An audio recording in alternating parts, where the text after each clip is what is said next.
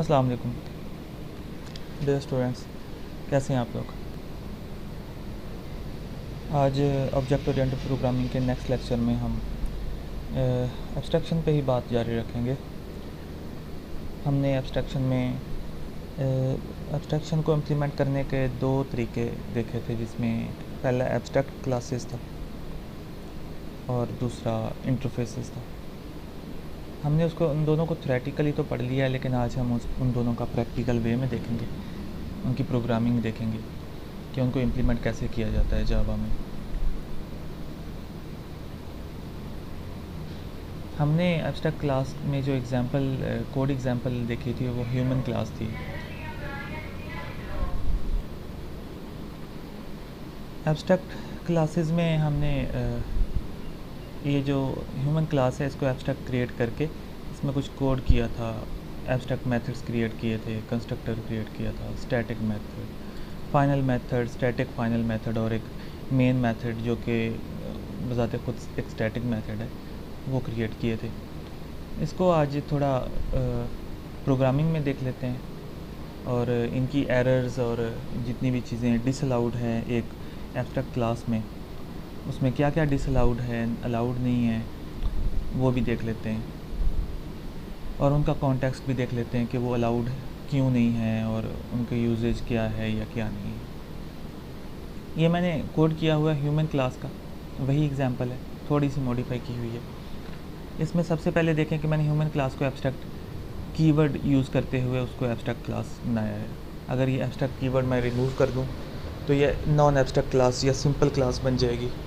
फिर इसमें से एब्स्ट्रैक्ट जो मेथड्स हैं वो भी रिमूव करने पड़ेंगे। ये तीनों मेथड्स वाक, टॉक और रीड, ये तीनों मेथड्स एब्स्ट्रैक्ट हैं, इनके साथ कीवर्ड एब्स्ट्रैक्ट लिखा हुआ है और इनकी कोई भी बॉडी, कोई भी इम्प्लीमेंटेशन नहीं है, तो ये एब्स्ट्रैक्ट मेथड्स हैं। अगर हम यहाँ से एब्स्ट्रैक्ट का कीवर्ड रिमूव करते हैं तो ह्यूमन क्लास एक सिंपल क्लास बन जाएगी और हमें एब्स्ट्रैक्ट मेथड्स भी इसमें से रिमूव करने पड़ेंगे। इससे आगे चलते हैं जी। पहले इसको देख लेते हैं एक दफ़ा एब्स्ट्रैक्ट रिमूव करके। जी ये देखें, ये 3 एरर्स आ गई और जो मैसेज आ रहा है इनके ऊपर होवर करने से, the abstract method walk in type human can only be defined by an abstract class. कि आपकी जो इन मेथड्स की जो ओनर क्लास है वो एब्स्ट्रैक्ट होनी चाहिए, अदरवाइज़ ये एब्स्ट्रैक्ट मेथड्स आप यहाँ पे क्रिएट नहीं कर सकते। जावा आपको अलाउ नहीं करता, जावा कंपाइलर। इनको रिमूव करेंगे तो ही आगे जो प्रॉब्लम है वो रिज़ॉल्व होगी। हमने चूँकि एब्स्ट्रैक्ट क्लास पे ही बात करनी है ज़्यादा, तो हम एब्स्ट्रैक्ट क्लास को ही लेके चलेंगे।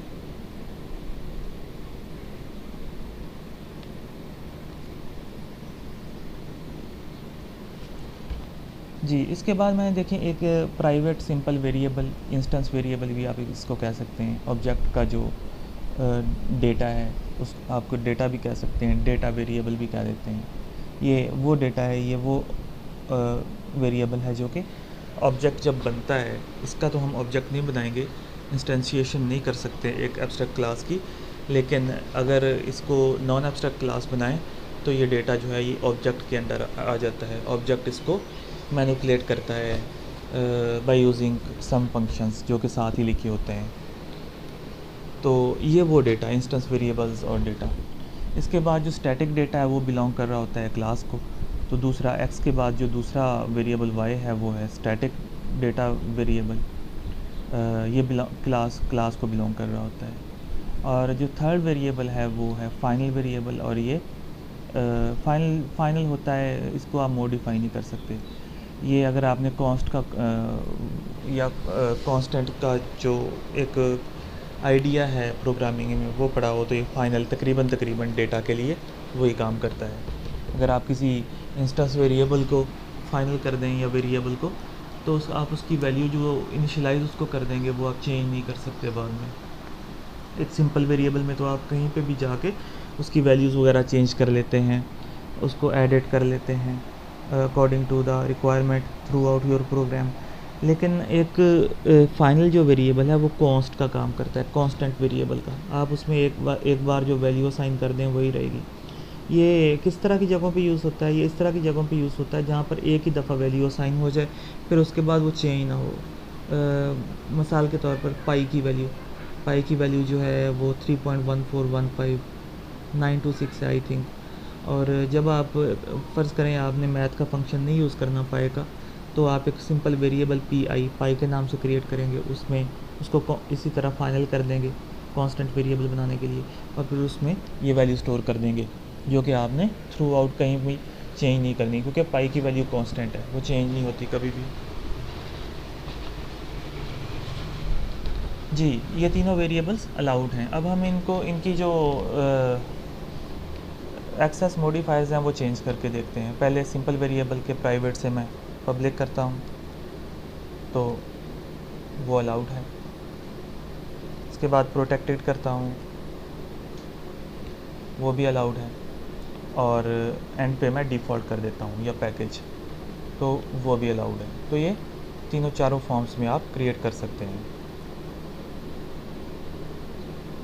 पब्लिक अगर आपने क्लास के अलावा किसी भी पैकेज में, किसी भी क्लास में, सारे प्रोजेक्ट में आपने यूज़ करना हो तो पब्लिक यूज़ होता है।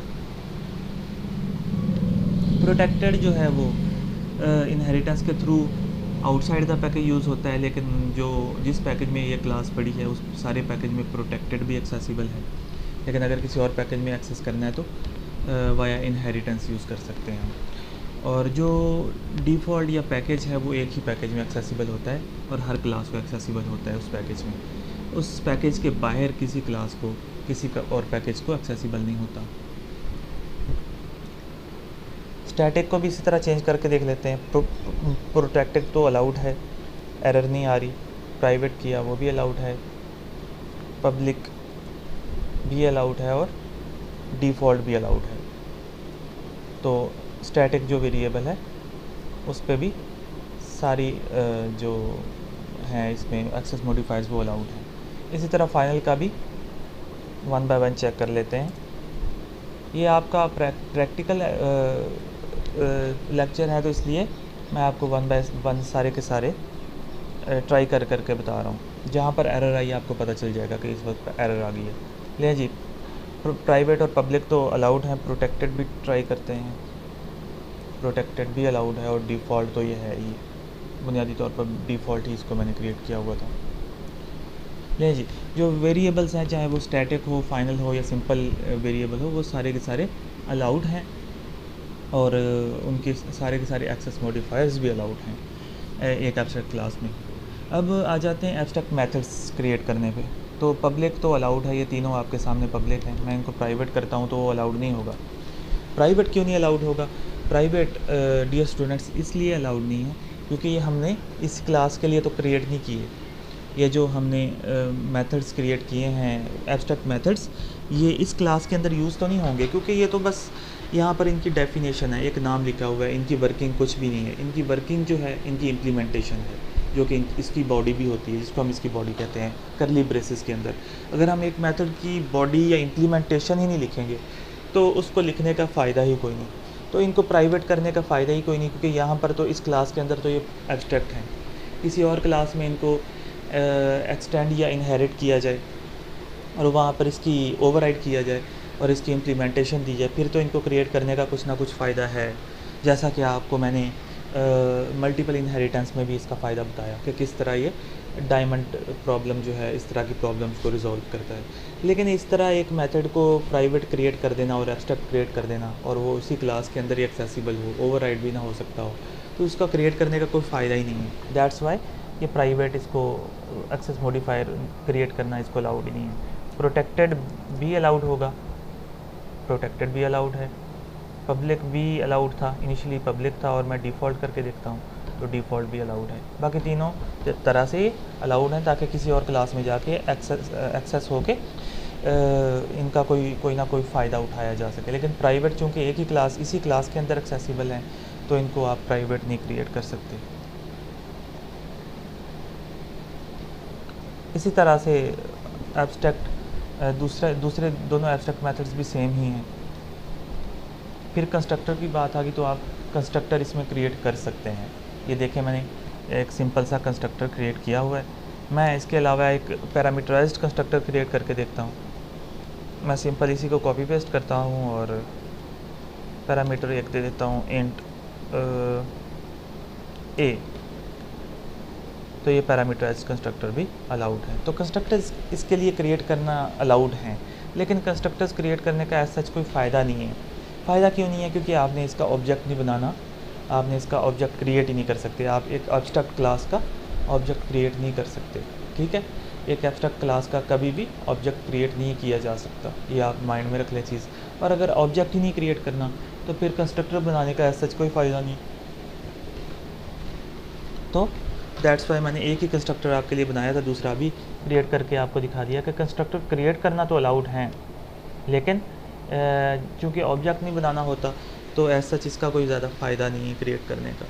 हाँ, कोई इम्प्लीमेंटेशन वगैरह आगे यूज़ करने के लिए इसको यूज़ किया जा सकता है, लेकिन चूँकि हम इसका ऑब्जेक्ट नहीं बना सकते तो कंस्ट्रक्टर बनाना अलाउड तो है, लेकिन जावा की तरफ से अलाउड है, लेकिन इसका ऐसा कोई फ़ायदा नहीं है। इसके बाद सिंपल मेथड्स की बात करें, जो कि ऑब्जेक्ट से रिलेटेड मेथड्स हैं, वो अलाउड हैं, बिल्कुल अलाउड हैं। इनको ओवरराइड भी किया जा सकता है सब क्लासेस में जाके, चिल्ड्रन क्लासेस में। मैंने यहाँ पर माई जेंडर्स के नाम से एक फंक्शन क्रिएट किया है जो कि प्रिंट करवा रहा है मेल और फीमेल को। ये ह्यूमन की जेंडर्स का एक फंक्शन है, ह्यूमन क्लास का, लेकिन चूँकि ऑब्जेक्ट ही नहीं क्रिएट होगा तो इसको क्रिएट करने का ऐसा कोई फ़ायदा नहीं। इसको क्रिएट करने का फ़ायदा तभी है अगर किसी और का क्लास का ऑब्जेक्ट जो है वो क्रिएट करके इसको एक्सेस किया जा सके, क्योंकि ये पब्लिक फंक्शन है। तो लेकिन क्रिएट किया जा सकता है। इसी तरह स्टैटिक मेथड क्रिएट किया जा सकता है। ये स्टैटिक मेथड है माई ऑर्डर, इसमें ह्यूमन की जो प्राइमेट्स वाला जो फीचर है वो प्रिंट हो रहा है। फिर माई स्पीशीज़ प्राइमेट्स ऑर्डर है ह्यूमन का वैसे, जो इसमें प्रिंट हो रहा है। फिर फाइनल मेथड जिस तरह फाइनल जो वेरिएबल है वो कांस्टेंट वेरिएबल बन जाता है, इसी तरह फाइनल मेथड जो है ये कांस्टेंट एक मेथड बन जाता है। कांस्टेंट मेथड बनाने का या फाइनल मेथड बनाने का फ़ायदा ये है कि आप इसको ओवरराइड नहीं करना चाह रहे।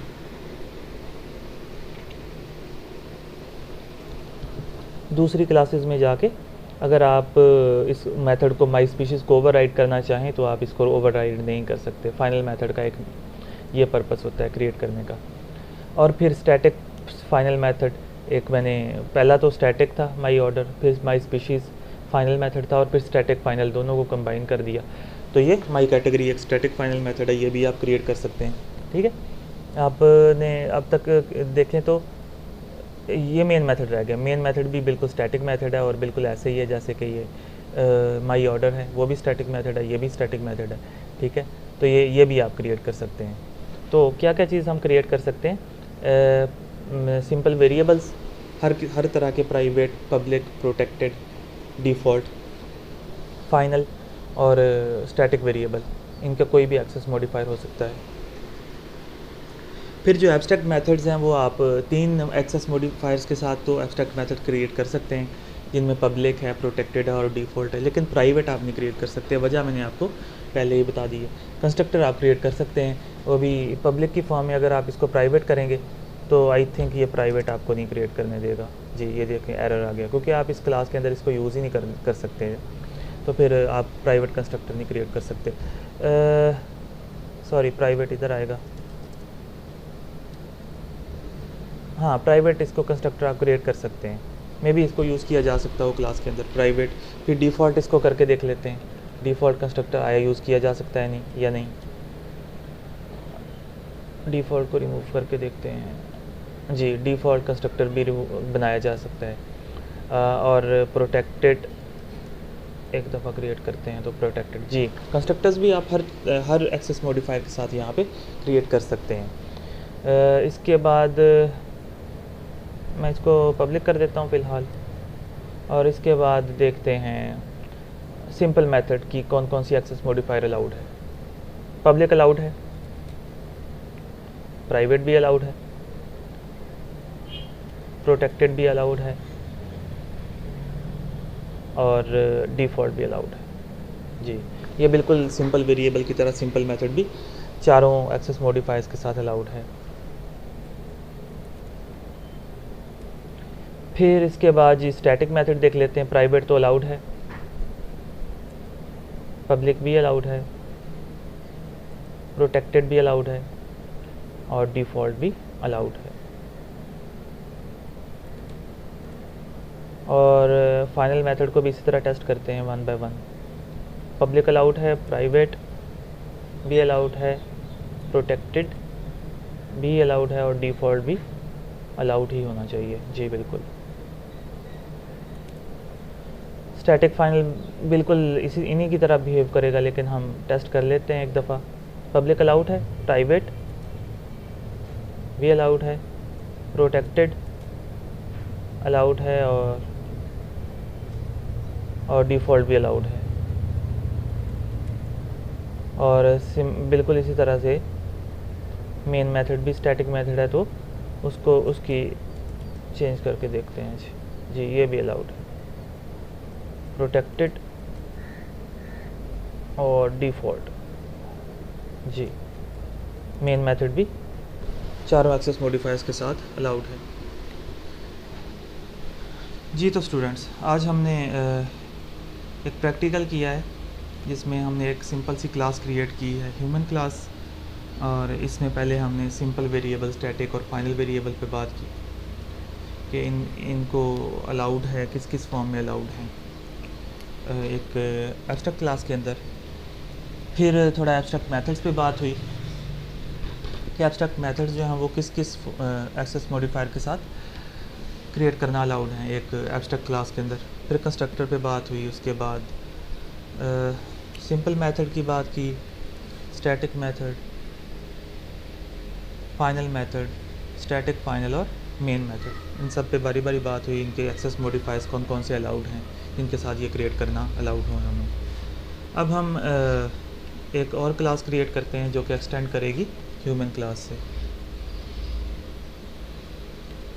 और वो नॉन एब्स्ट्रैक्ट क्लास होगी। उसको हम नेम दे लेते हैं मेल या मैन।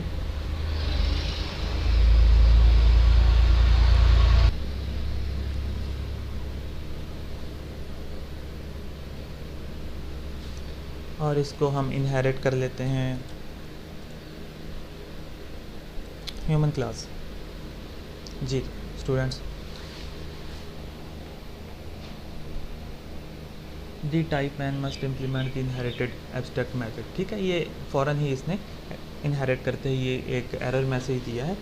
मैन जो क्लास का नेम है उसको इसने अंडरलाइन कर दिया है रेड कलर से, और एक क्रॉस का निशान आ रहा है कि इस लाइन पे एरर है। जैसे ही आपने मैन उस क्लास नेम को होवर किया है तो एक मैसेज आया, the type man must implement the inherited abstract method human dot eat. जो एक मेथड ह्यूमन डॉट ईट है, आप उस पर जाके देखें वो कहाँ पर है। तो ये वाला मेथड है, ये एब्स्ट्रैक्ट है। तो वो कंपाइलर ने, जावा कंपाइलर ने खुद ब खुद इसको एरर दे दिया कि आप इसको इम्प्लीमेंट करें।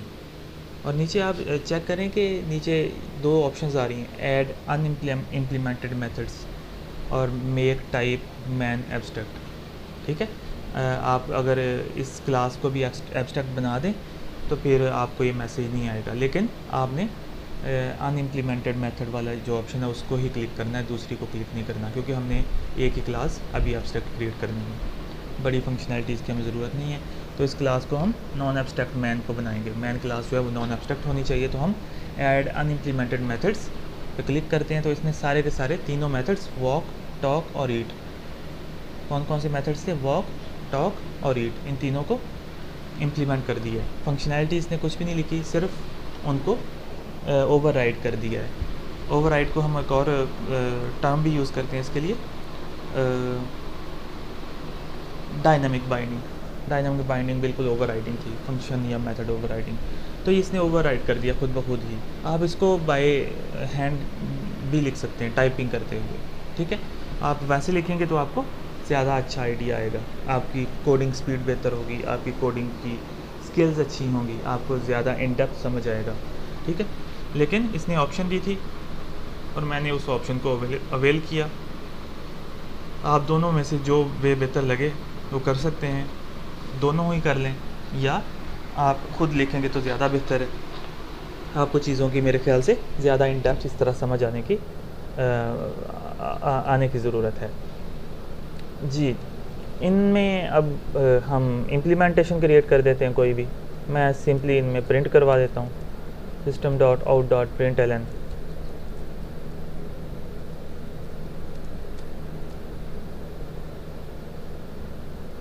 मैन इज़ वॉकिंग, और इसको मैं कॉपी पेस्ट करता हूँ।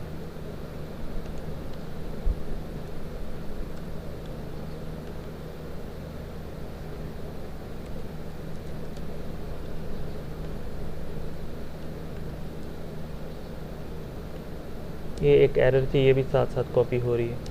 जब भी कोड कॉपी करें आपको एरर्स का बहुत ज़्यादा हिसाब रखना पड़ता है, बहुत ज़्यादा केयर करनी पड़ती है। लें जी, मैंने एक एक लाइन का बस प्रिंट करवा दिया। इम्प्लीमेंटेशन इसमें डिफरेंट तरह की हो सकती है बेस्ड ऑन आवर रिक्वायरमेंट या आपका प्रोजेक्ट क्या करना चाह रहा है।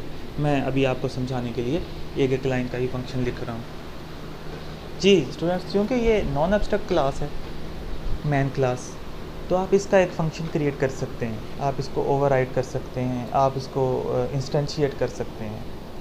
आपने इसका कंस्ट्रक्टर लिखते हैं तो ठीक है, अदरवाइज़ आप इसको वैसे जो इम्प्लिसिट जावा कंपाइलर इम्प्लिसिट जो कंस्ट्रक्टर्स प्रोवाइड करता है, कंस्ट्रक्टर डिफ़ॉल्ट कंस्ट्रक्टर, आप उसको यूज़ कर सकते हैं।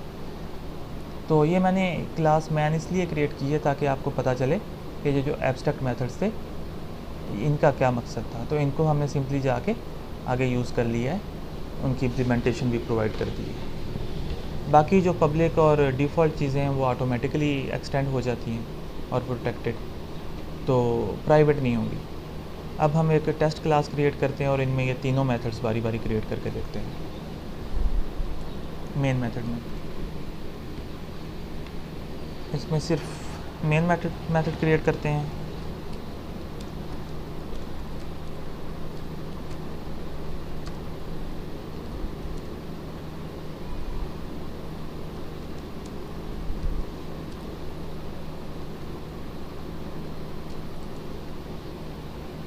एक ऑब्जेक्ट क्रिएट करते हैं मैन क्लास का, man is equal to new man.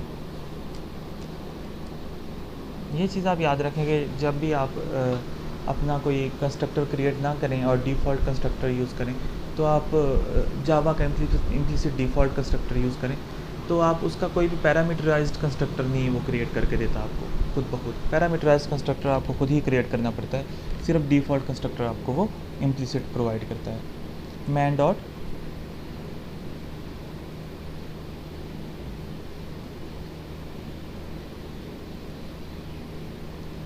Walk, man dot talk, man dot eat, ये तीनों फंक्शंस क्रिएट कर लिए। ये मैन जो है ये ऑब्जेक्ट है मैन क्लास का, और मैन क्लास के अंदर कौन कौन से हैं, वॉक, टॉक और ईट। अब इसको रन करके देखते हैं। ये देखिए जी, ह्यूमन क्लास का जो कंस्ट्रक्टर है यहाँ पर कॉल हुआ है। ठीक है जी, अब आपको ह्यूमन क्लास का जो कंस्ट्रक्टर है वो क्रिएट करने का फ़ायदा पता चला कि ये कंस्ट्रक्टर खुद ब खुद ही इसकी जो चाइल्ड क्लास का जो ऑब्जेक्ट था उसके साथ कॉल हो गया है। ठीक है, ये कंस्ट्रक्टर जैसे ही मैंने मैन क्लास का एक ऑब्जेक्ट क्रिएट किया, ये देखें मैन क्लास का ऑब्जेक्ट, तो इसने अपने पेरेंट क्लास का जो कंस्ट्रक्टर है वो भी साथ कॉल किया। तो वो जब कॉल हुआ तो साथ ही फिर उसका कोड एग्जीक्यूट हुआ। अब हम एक्सपेरिमेंट के तौर पे इसका डिफ़ॉल्ट कंस्ट्रक्टर यूज़ करने की बजाय, इम्प्लिसिट कंस्ट्रक्टर यूज़ करने की बजाय हम खुद इसका एक कंस्ट्रक्टर लिख लेते हैं और चेक करते हैं कि फिर क्या होता है।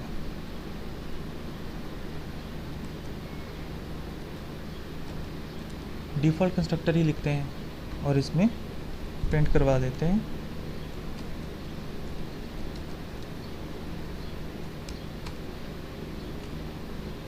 मैन कंस्ट्रक्टर, और ह्यूमन क्लास की बजाय ह्यूमन कंस्ट्रक्टर कर लेते हैं ताकि आइडेंटिफाई करना थोड़ा इजी हो जाए।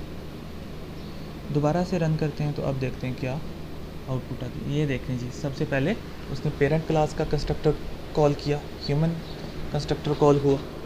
फिर उसके बाद ऑब्जेक्ट क्रिएट करते हुए मैन कंस्ट्रक्टर कॉल हुआ।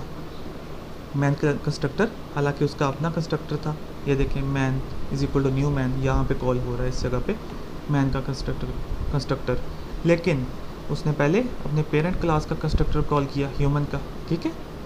ह्यूमन का कंस्ट्रक्टर पहले कॉल हुआ, फिर उसके बाद सिक्वेंशियल वे में मैन का कंस्ट्रक्टर कॉल हुआ, मैन कंस्ट्रक्टर, और उसके बाद फिर ये तीनों फंक्शंस ऑब्जेक्ट के थ्रू कॉल होते हैं one by one. Man is walk, man dot walk, man dot talk और मैन डॉट ईट, ठीक है। इसको दोबारा रन करके देख लेते हैं। पहले ह्यूमन का कंस्ट्रक्टर, फिर मैन का कंस्ट्रक्टर, फिर ये तीनों फंक्शंस जो कि मैन के ही हैं।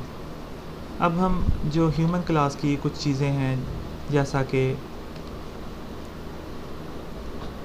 मैं इसमें कुछ वैल्यू स्टोर कर देता हूँ और इनको एक्सेस करने की कोशिश करता हूँ। 15 स्टैटिक में मैं यूज़ करता हूँ 20, और इनकी जो एक्सेस है वो मैं चेंज करके पब्लिक या प्रोटेक्टेड कर देता हूँ।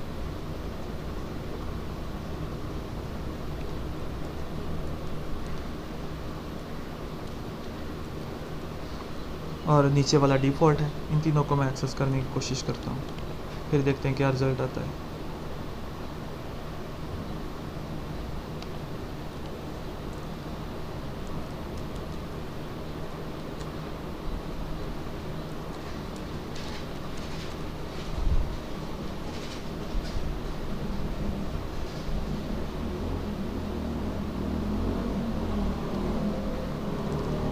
मैन डॉट एक्स, नहीं जी ये एक्सेसिबल है। फिर इसके साथ कंकैटिनेट कर देते हैं स्ट्रिंग की फॉर्म में बाकी वैल्यूज़।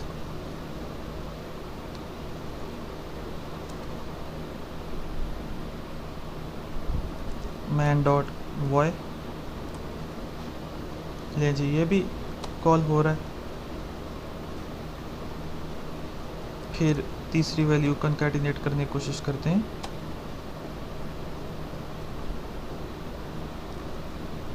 मैन डॉट जी,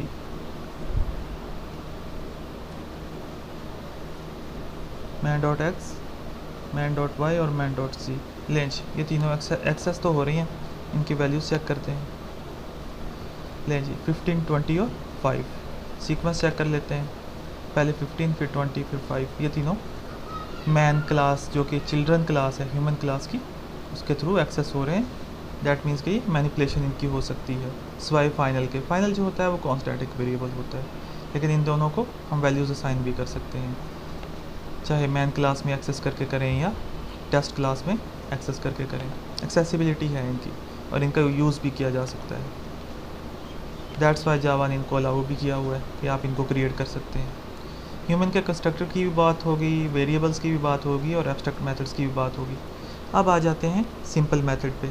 सिंपल मेथड कॉल करके देख लेते हैं। सिंपल मेथड क्या प्रिंट करवाता है, माई जेंडर्स है, और ये जेंडर्स मेल और फीमेल को प्रिंट करवा देता है।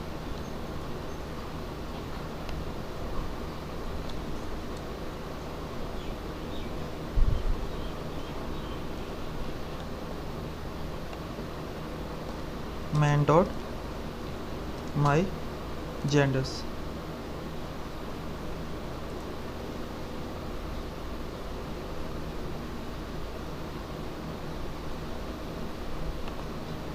सॉरी ये खुद ही प्रिंट करवा रहा है, तो इसको आगे दोबारा प्रिंट करवाने की ज़रूरत नहीं, इसको बस कॉल ही करना पड़ेगा। तो इसको बस कॉल ही करते हैं।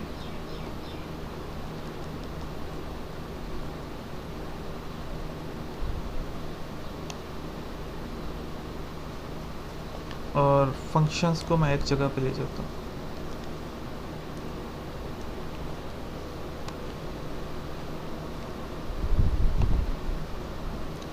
लें जी ये माई जेंडर्स का फंक्शन भी मेल और फीमेल जो प्रिंट करवा रहा है ये भी कॉल हो गया। इसके बाद बाकी functions one by one call करते हैं। My order, my species, my category.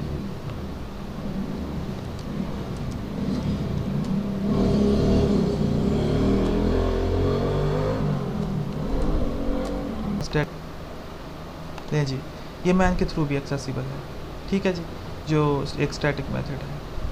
इसके बाद फाइनल मेथड को एक्सेस करने की कोशिश करते हैं। डॉट फाइनल मेथड का नेम माई कैटेगरी है। पहले फाइनल मेथड माई स्पीशीज़ कॉल कर लेते हैं। इसकी एक्सेस मॉडिफायर पब्लिक ही है, तो ले जी ये भी कॉल हो गया, कोई एरर नहीं आई। इनको एक ही दफ़ा एग्जीक्यूट करके देखते हैं और एंड पे माई कैटेगरी भी कॉल करके देख लेते हैं, जो कि स्टैटिक और फाइनल दोनों ही हैं। मैन डॉट माई कैटेगरी, ले जी इसने भी कोई एरर, वार्निंग्स तो दे रहा है कुछ, लेकिन एरर कोई नहीं दी इसने। दैट मीन्स ये अलाउड तो है, लेकिन कुछ ना कुछ किसी हद तक लिमिटेशन में। ले जी माई कैटेगरी ममालिया प्रिंट करवा रही है,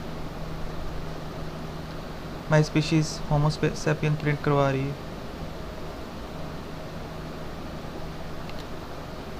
होमो सैपियंस।